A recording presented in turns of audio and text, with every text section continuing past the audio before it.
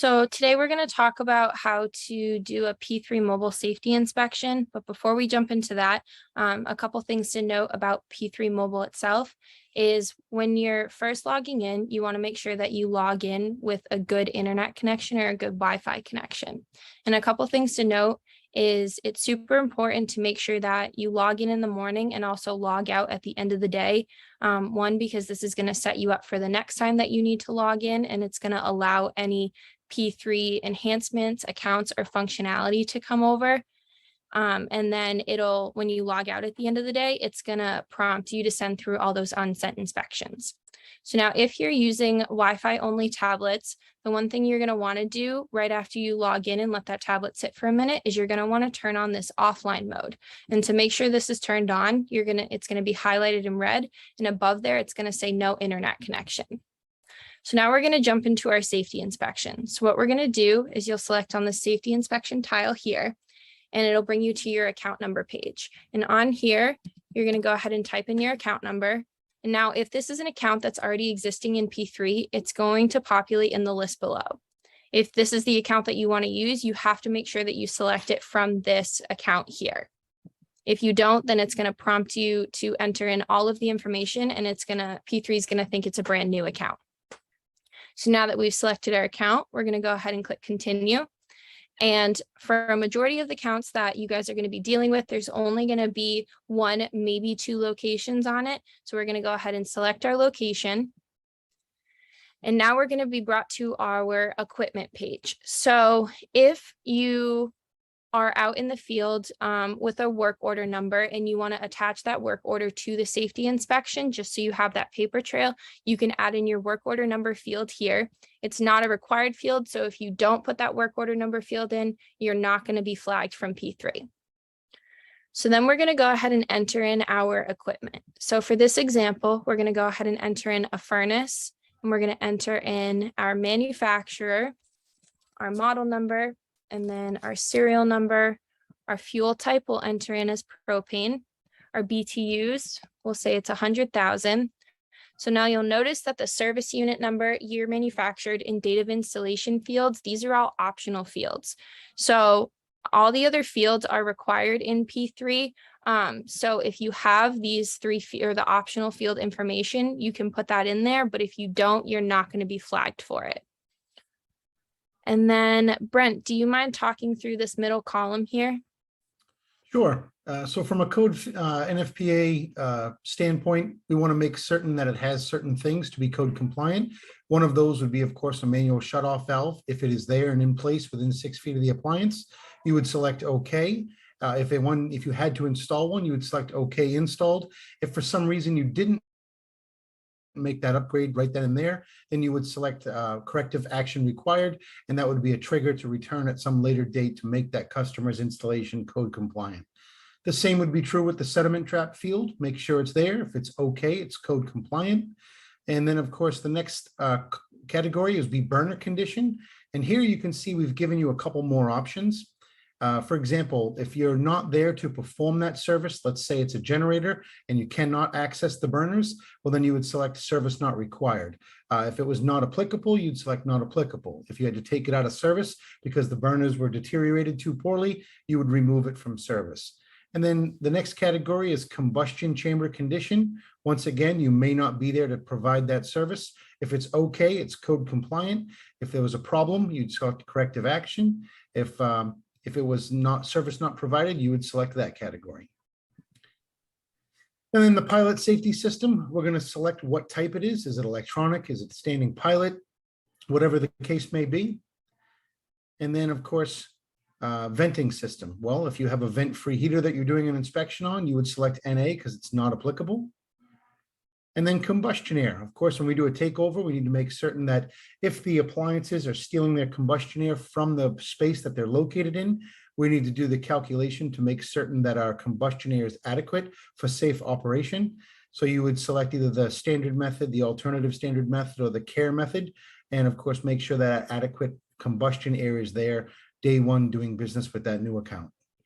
And then the date of installation, as Michaela mentioned, it's optional, but you can see we have a month, year format, and you would go ahead and select whatever that may be. If you didn't know it, that's why it's optional. And then next to every one of these categories, you can see we have a question mark, and that is what we call our mobile professor feature.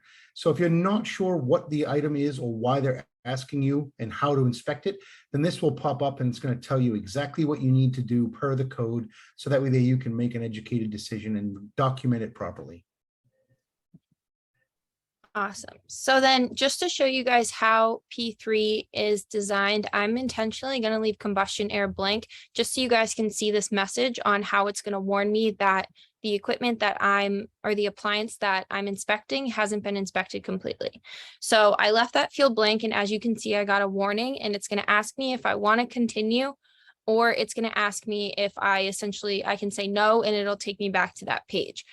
So I'm going to go ahead and say no. And the good thing about P3 is if there is a missing field or a field that's entered incorrectly, it is going to highlight it in red. So it's going to draw your eye right to that field. So I know that I'm missing combustion air. So I'm going to go ahead and enter in and say that one's okay. And then I'm going to go ahead and select continue. And it's going to ask me if I want to add another piece of equipment. For this example, I'm going to say no, but if you guys are if you're on a new customer property or whatever, and there's multiple pieces of equipment, you would just select yes, and then it's going to take you to a secondary blank page of the one that we were just on. So now we're going to get to our container page where we're going to inspect that, and we're going to go ahead and enter our container serial number. We're going to select continue. And now we're going to get to our inspection of our container. So we'll go ahead and say this is an ASME. And above ground, we'll say it's 100 water gallons. We'll select our manufacturer. So now, as I mentioned before, all of these optional fields in P3, they're going to have in parentheses optional next to them. When you're going through and doing a safety inspection, the one optional field that I do like to stress is very important is the owned by field. So this is where it gets important if it's going to be customer or company owned. So for this one, we'll go ahead and say it's company owned. And then Brent, do you mind talking through this middle column? Yes, of course. So foundation, NFPA requires that it be on a firm, solid, non-combustible foundation. If it is okay, it is code compliant, and you would select that. Obviously, if it's an underground tank, we've given you the option of not visible. And then the location, does it meet all setback requirements, 10 feet from sources of ignition, openings to buildings and mechanical air intakes for ASME versus DOT? And then, of course, the condition of the container, is it okay or is corrective action required? Is it outdated? Does a DOT cylinder need to be updated, or does it need a new paint job, or whatever the case may be? And then the relief valve condition, is it in good working order? Free of debris, dirt, etc. And then the relief valve motor fuel date, if you're inspecting a motor fuel cylinder, we've given you the option of a not visible because we do respect and appreciate that sometimes those numbers can be very difficult to see. So we have given you that option there. And then, of course, you'd put in the month and the year. And then the relief valve cap, is it there? Is it present? Is the plastic or rubber cap on the relief valve protecting it from the items I mentioned previous, snow, dirt, debris, insects? And then, of course, let's do a fittings leak test before we leave the customer's address to make sure that the container is in good working order, that the gauge isn't leaking, the stem on the handle isn't leaking, the fixed maximum liquid level gauge is functioning properly, and all the welds don't have any leaks. And then the year of the manufacture of the container itself, and here this is an all Y category. So here we're looking for just the year. So for this year, we'd put 2022. And then the next category, if it was a DOT cylinder, this would not be grayed out, and we would put in the last requalification date for that DOT cylinder. And that date code is month, year. Awesome. And just like Brent was mentioning, any of the fields in P3 across all of these inspection types, if it does require a date of some sort, it's going to give you the format of how that field is looking for that date. So for the tank installation date, it's the MMYY. So you need the 2 numerical values for the month and the 2 numerical values for the year, whereas the year manufactured is those 4 Ys. So you need the 4 numerical values for the year. And if it is entered incorrectly, similar to on the equipment page, how that combustion air was flagged for a blank, it will also flag you if a year is entered incorrectly. So now we'll go ahead and select continue, and similar to, oh, it's going to give me a warning saying that I haven't inspected it completely. So it's going to ask me if I want to continue. I can say yes, or I can say no and figure out that I didn't enter in the year. So we'll go ahead and enter in 2022. We'll select continue, and it's going to ask us if we want to inspect another container. For this example, I'm going to go ahead and say no, but if you're at a location, you can go ahead and add as many as containers as there are at that location. So I'm going to go ahead and say no. And then Brent, do you mind talking about jurisdictional account and gas line capped? Sure. So jurisdictional accounts, there is a federal mandate and certain criteria. Your state also has a lot to say about what constitutes a jurisdictional account. So be sure to check with the state government that you're in. But of course, an overview of the federal mandate would be 10 or more customers on a tank installation. Anytime you have a gas line that runs underneath a publicly maintained roadway, and many, many more criteria. Again, check with your local state to make certain you're compliant with whatever it is, wherever you may be operating. And then gas lines capped. The single most important thing we can do is make certain that the gas lines are properly plugged and or capped in a customer's home. So we, as the trained professionals, we need to make sure we have access to the home, and we need to chase those gas lines and make sure they're all properly plugged and or capped. And if they are, you'd say yes. If it's not applicable, you just click the not applicable and continue. Perfect. So now, once I get to this point in the training, I do like to take a little bit of a pause on the actual training itself and mention a couple P3 functionalities. So if you'll notice on the right here, we have this inspection progress bar. And this is a great tool to kind of just track your progress throughout this inspection. So you can see that we have the green dots and the red dots. So all the green dots, it's all the fields that I've completed, and the red dots are all the fields that I still have to go. So it's a great way to kind of just track your progress while you're going through the inspection. The other thing that's really cool about it is, as you can see, I have the furnace that I entered in as my equipment. I have it listed here. So if for some reason I need to go back and make a change to any of that information that I added, sorry, you can go ahead and select the word furnace, and it's going to take you back to that page where you can edit that information. And then if for some reason information got added accidentally and you need to remove it, you can just use this red X here and it'll remove it from that safety inspection. And also vice versa, if for some reason you got all the way down to your regulators and you said, oh shoot, I need to add another piece of equipment, you can select this plus new, and it's going to take you back to that initial page, that blank equipment page that we were on, where you can add and inspect that piece of equipment. So then the other thing that I do like to note is when you're using P3, it's very important, extremely important, that you make sure that you use the blue back button and the blue continue button on P3. So anytime you hit the continue button on P3, it's going to save all of the work that you've entered on the page before. And then also, if you use the blue back button, it's going to take you back to the previous page. If you use the Google Chrome back button, this is going to take you all the way back to your P3 dashboard where we initially selected to do a safety inspection. And even though P3 is designed to save all of the information, just because you're using the Google Chrome back button, it doesn't always save that information. So we want to make sure that you're all using the two blue buttons on P3. So then we're going to go ahead and select continue. And now we're going to get to our inspect piping page. And Brent, do you mind talking through why I enter in the first and second stage here? Absolutely. So just like the appliances, we want to document what the piping was for every stage. So if the first stage was 3/4 inch underground poly pipe, well, then we would identify that. If the second stage was, black iron pipe, 3/4 inch, then we would document that. When the customer calls and there's been a catastrophic event, we want to have proper documentation on what we documented the last time we were there.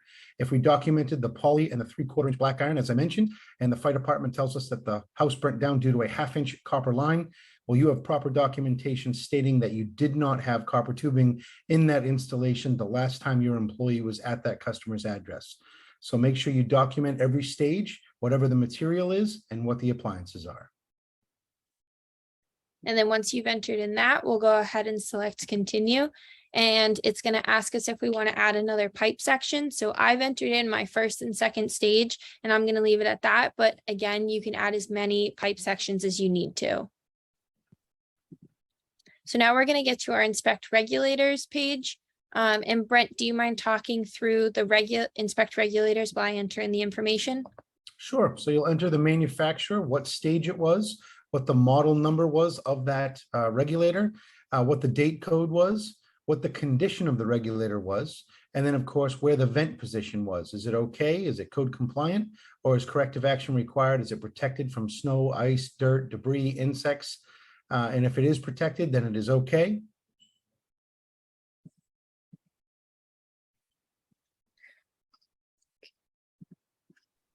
And for this example, I'm going to go ahead and I'm going to add in a first and second stage. So I'll select a different manufacturer this time. We'll enter in our model number and our year. And then like Brent was mentioning, our condition, our vent position, and how it's protected. So now we're going to get to our system operating tests, like our leak check, our pressure test, and our flow and lockup. And Brent, do you mind talking through these tests while I enter in the information? Sure. So a leak check is the single most important thing that we can get on a customer's gas distribution system. You would identify what stage you're performing the leak check at. And a leak check is wherever you place your instrument into the gas distribution system, whether it be a 300-pound gauge at the container valve, whether it be a 30-pound gauge in the first stage system, or whether it be something low pressure such as water column downstream of the integral twin stage or second stage regulator. So you would select the stage, select water column or PSI, select your start pressure, your end pressure, your start time, and your end time. Per NFPA, we have to make sure that we test for no less than 3 minutes time duration. At P3, we do recommend nothing less than 5 minutes. So you do away with a stopwatch argument. In a court of law, you don't want to argue that you didn't have a stopwatch that day. How do you know it wasn't 2 minutes and 43 seconds instead of 3 minutes? If you do 5 minutes, you know you've covered that, and you have a minute on either side to make certain that you had that 3-minute time duration. And then a pressure test is not always required. A pressure test is going to be done with air or an inert gas, and a pressure test is only done on brand new gas piping. So you would select the stage, the start pressure, the end pressure, and the start time and the end time. And per NFPA, our start time and end time has to be a minimum of 10 minutes at 1.5 times the operating pressure with air or an inert gas as the test medium. And then the system operating test, or commonly referred to as flow and lockup, you would select the stage where you were performing the flow and lockup, whether it was pressure or water column, and then you would put in what the flow was and what the lockup was. The flow pressure will be with all of the BTUs in the home being utilized. And then, of course, when everything shuts off and all the BTUs have stopped, then that would be your lockup pressure. And most propane appliances are designed to run around 11 inches of water column. So that's where your flow would be. And then your lockup cannot exceed 30% of your flow. If it does, then that means indicative of one of three things. It means the regulator isn't functioning properly, the regulator isn't sized properly, or more commonly, the gas lines are undersized. So you would have to do something to correct that problem. And for easy math, you can see we have 10 inches as a flow. So if our lockup exceeded 13 inches, that would be greater than 30% of our flow. We would have to come up with a solution on how to repair that. So now that we've entered our first stage, I'm going to go ahead and select continue. It's going to ask me if I want to perform another test, and I'm going to say yes. So now when I'm going through and I'm entering in the second stage here, I'm going to intentionally enter a non-compliant leak check time so you can see the warning message that's going to pop up. So then I'm going to enter my flow and lockup. And like Brent said, it can't exceed 30%. So I'm going to enter in 14 just so we can see. And I've entered in a 2-minute hold time for my leak check. So when I click continue, I'm going to get a non-compliant system documentation warning. So it's actually going to list out the reasons of why I'm being flagged here. But in addition to being listed, it's actually that mobile professor that we were talking about earlier. It's going to give me a couple sentences on why I'm being flagged for this specifically. So it's telling me that my leak check has to be minimum of 3 minutes. Okay, so that one makes sense. I had a 2-minute. And then it's going to tell me that I have an insufficient flow and lockup because my lockup is greater than 30%. So I can click on this. And again, it's going to give me a sentence or two on that explanation. So now what I can do is I can either continue if these are the numbers that I'm going to report, or I can say no, and I can go back and I can enter in my my leak check time. And then I will go ahead and correct my lockup pressure. So now I'm going to go ahead and select continue, and it accepted both of those answers. And if I want to, it's going to ask me if I want to perform another test. I'm going to go ahead and say no. So now once you get to the customer safety review page, this is your last chance to go back through the safety inspection and edit any of the information that you've already entered before finalizing. So this is where you're also going to enter in the email of who this inspection PDF is going to be emailed to. We have some people who email them just to the customer or the homeowner, but then we also have people who email them to the customer and back at the office. So everybody has a record of it. But if you're going to enter more than one email, you'll just separate those using a semicolon. So then you're also going to say who's going to be signing this PDF. So what we recommend is that if it's anyone other than the primary name on the account, so if it's an authorized representative like your mother-in-law or the neighbor or a general contractor, something like that, we recommend that you put that in your inspection comments of who's going to be signing. So I chose authorized representative, so I could say the neighbor signed for homeowner. And that's going to show up on my final PDF. So then once I've done that, the other thing I'm going to select is which perk documents were given to that authorized representative or whoever's there going to be signing, and then also if a sniff test was performed. So once I've done that, I'll go ahead and select continue. And now it's going to bring up a review and sign inspection page. So this is giving you a preview of what this final PDF is going to look like that's going to be emailed out and also saved on your P3 account page for this account. So what I recommend you do here is just spot check the information. Just make sure everything looks like it's supposed to. All that information that you entered is there. And then once you and both the customer have looked over it, everything looks good. They've read the fine print. What you're going to have them do is you want the customer to sign first, and then you as the technician are going to sign second. So now if for some reason that nobody's available to sign, we do have an option for waive customer signature here. So if you select this box, it's going to print customer not available to sign on this final PDF. But since our customer is there, we've both signed, we're going to go ahead and select save. And now it's going to tell me that my inspection was saved until I have a connection. And this is because I'm in that offline mode. So now I'm going to go back to my main menu, and we're going to pretend like it's the end of the day and I've done all the inspections that I need to do. And now I'm back at either the office or a home that has a good Wi-Fi connection, so I can get ready to send through my on-site inspections and log out for the day. So what I'm going to do is I'm going to go ahead and turn off that offline mode, and I always want to double check and make sure it's going to tell me above that I am connected. So then what I'm going to do is I can see that I have one unsent inspection up here. So I'm going to go ahead and select send unsent inspections now. A message is going to pop up. It's going to tell me that I have one unsent inspection and do I want to send it? So I'm going to go ahead and select yes. I'm going to get a loading symbol and we'll watch this one count down to 0. So now that I've done that, what I can do is I can log out because I'm all done for the day, and then I'll be all set up for the next day.